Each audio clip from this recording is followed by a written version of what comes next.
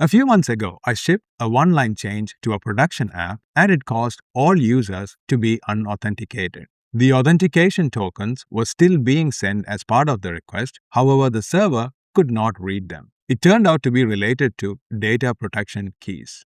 Data protection is something ASP.NET Core uses behind the scenes for things like auth tokens, CSRF tokens, and any other data that needs to be protected. In this video, we are going to explore what data protection keys is, how they are used by ASP.NET Core, and where these keys are stored. Hello everyone, my name is Rahul and welcome back to another video in my ASP.NET Core series. Here I have a simple ASP.NET Core API application with two minimal API endpoints. I have named this as login and also me, which sends out the details. Now this also has a logout, which we won't be using much in this video.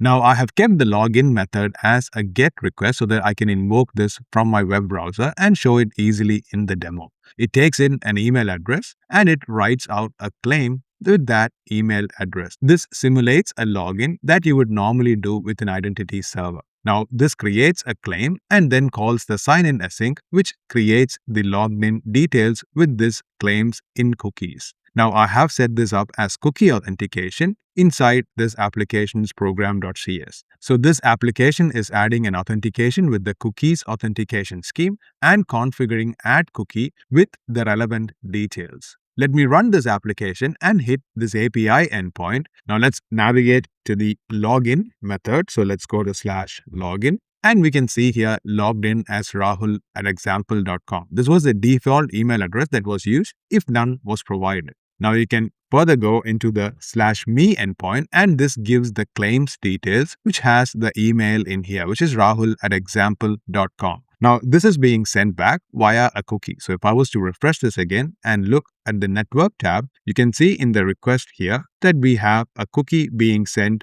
with the name dataprotection-demo.auth. Now this cookie is being set by the application inside the API endpoint with this exact same name, which is the cookie name that we have specified here. Now this cookie looks like a big blob of base64 URL encoded string. But when this cookie comes back to the server the next time, how does the server ensure that this cookie has not been tampered with? Anyone on this site could tamper with this cookie and change the details inside this cookie. So the server needs some way to make sure that this cookie is not getting tampered with. This is where data protection keys comes into picture. Every cookie that is being sent back from the ASP.NET Core is being signed and encrypted using a data protection key automatically by the data protection system in ASP.NET Core. Now this ensures that the cookie cannot be tampered with and the framework can validate it when the cookie comes back to the server the next time. So where are these keys stored by default? ASP.NET Core stores these keys differently based on your application environment. Now on Windows, this would be under your local app data, ASP.NET folder, and data protection keys. Now when you're running from WSL or Linux, this is going to be under the root.asp.NET data protection keys folder. Now this application I am running on my WSL Ubuntu instance. So let me switch to a terminal and navigate to the root folder into .asp.NET and data protection keys. Now, if I list the keys that's available here, you can see we have one key. Now, this is the key that the application is using to sign my cookie. So let's open this key inside an editor. And this key has an XML format with relevant details of creation date, activation date, and expiration date. The actual key that is used is also here, which is under the master key, and the value which is now stored in an unencrypted form. Now, if you have this key, you can actually decode the cookie and make edits to that. So you shouldn't be sharing these keys, and there are techniques as well to encrypt this key when stored on the file storage. So what happens if I was to delete this key? So let's remove this key from our folder. Now the key is gone. Now with the key deleted, let's go to our writer and restart this application, because the application caches the key on the initial app start and then reads from the cache. So once this is refreshed, now the key is no longer there. Now if I switch back to my browser and refresh this exact same request, you can see now this is returning a 401 unauthorized. This is still sending the cookie as part of its request. However, the server is not able to validate this token because we deleted the key that was used to sign this cookie, which definitely makes sense. Now, if I was to navigate back and click login again, this is going to log me in, but there will be a new key that is created. So if I list the keys again, you can see there is a new key GUID that is now being automatically created by our data protection system.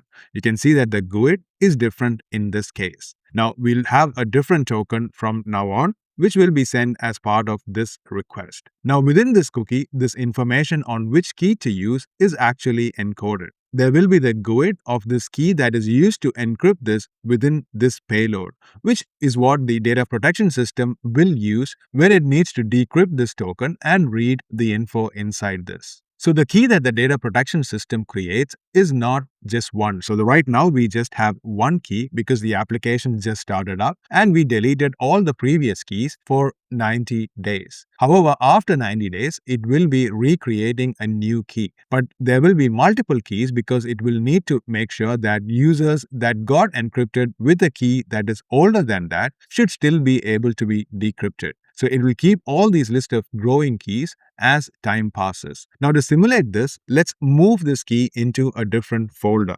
So let's move this key to a folder behind and let's leave it there. So now we have no keys anymore.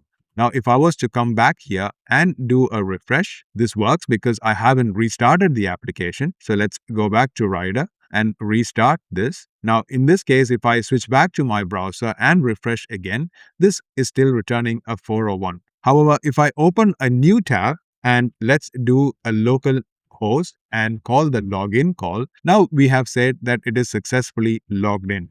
Now, if I switch back to my terminal and do ls, this has created a new key as expected. Now, let's bring back the key that we deleted. So we'll have two keys. So that was in the parent folder and let's bring it to here. Now we have two keys in here, which was the original one and also the new one that just got created. So we'll still need to make sure that the application restarts. So it reads all the two keys now in this folder. And let's switch back and refresh this. And this says logged in as Rahul. Now, if I switch back to my old tab, which returned a 401 because the key was missing. Now we brought the key back into the folder. And if I refresh this, this is going to work now because the key now exists. So the exact key that was used to encrypt this cookie is now back in the folder, which means it can successfully decrypt the token and show us the info. Now, one thing to notice is that the application now reads two keys and uses that to authenticate the tokens. Now, as time passes, you can imagine when this key expires, it will automatically add a new key to this key ring and use that to encrypt and decrypt. Now, deleting a key and moving keys is obviously going to break things. Now, this is not what happened in my production app.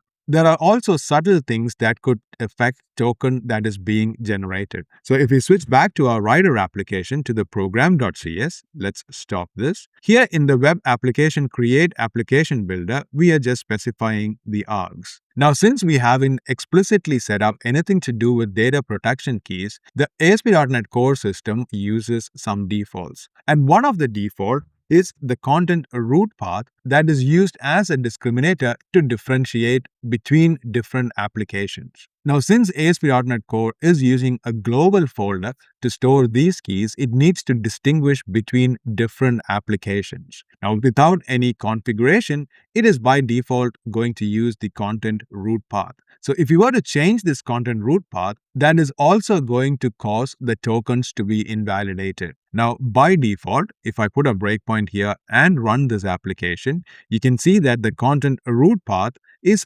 pointing to our data protection keys root folder. Now, we could change this. So let's stop this and let's specify the content root path in this case is going to be the bin folder from which the application is run. So for that, let's specify app context.base directory. Now let's debug this again to make sure that this change has taken effect. So now if I look at the content root path, you can see this is now looking at the bin debug .NET 10.0. So let's continue the execution here. Let's switch back to our browser and let's refresh this again. Now you can see this token is again being invalidated. So this is returning a 401 unauthorized. Even though we did not remove any of the keys this time, both the keys are still intact. So if you were to go to the other tab, this will also be broken. Now if we switch back to the browser and refresh the /me with the tab on the left, which is returning Rahul, this is going to be broken. Now this is going to say 401 because the content root path has changed. Now, if I was to refresh the same in my incognito tab where I have another user logged in, so you can see this is new user. And now if I refresh this will also be broken. This is because the content root path has changed and the token that this is sending is no longer getting validated. So if I was to switch back to Rider and change the content root path to be what was before and run this again, these tokens are going to be back working up again. So if I come back and refresh this is going to return the new user, and we are also going to get Rahul on the other tab. So the content root path is used as a discriminator when signing and encrypting these tokens. So when that changes, it is going to affect the tokens. Now this is what happened in my case. So I made a change like this, and in my case the base directory was pointing to the same path in both the cases. However, it had a trailing slash. Now, I was running an older version of dotnet which didn't have the fix to look for a trailing slash problem within the content root path. So since the discriminator changed because of a trailing slash, it could not validate the tokens that was being sent to it.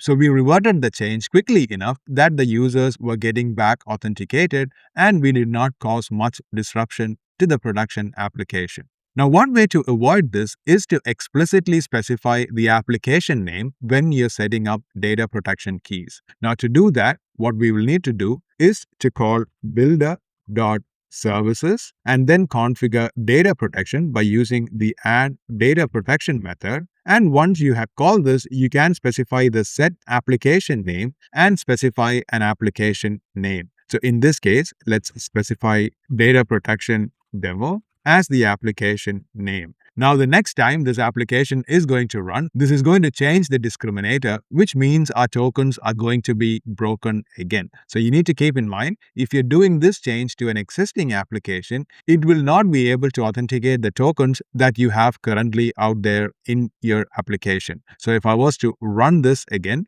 and let's switch back to my tab and let's refresh this. This is going to fail and return a 401, which is going to be expected. This user will need to log in again. So let's go to login, which returns a fresh cookie, which has Rahul. And now you can continue to me, which is now getting authenticated again. Now, even for other users, they'll have to log in. So let's specify email is equal to new user and log in as a new user in this case. And now if I go to the me endpoint, it is going to return the new user claim. Now with this change in place, even if you change the content root path, that is not going to affect any of your tokens. So let's make that change again to change the content root path back into base directory. Let's run this application. Now since we have explicitly set an application name on data protection, it is not going to use the content root path as the discriminator.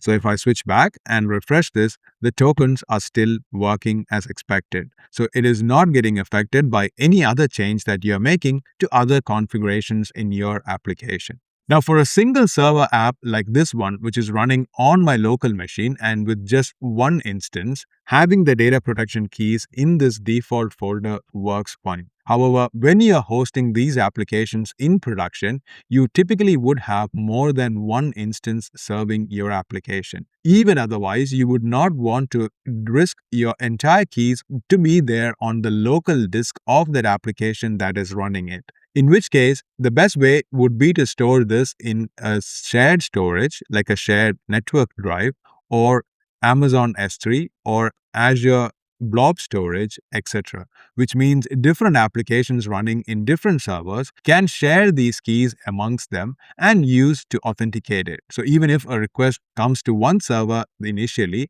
and goes to a completely different server the next time, they will be able to share these keys to validate the cookie that is being sent to them. If you want to learn how to do that, let me know in the comments below and I'll do another video on the shared storage setup for data protection keys. If you like this video, please make sure to hit the like button. If you want to be notified when the next video comes out, Please make sure to hit the subscribe button. It also helps me to grow this YouTube channel. Thank you and see you soon in the next video.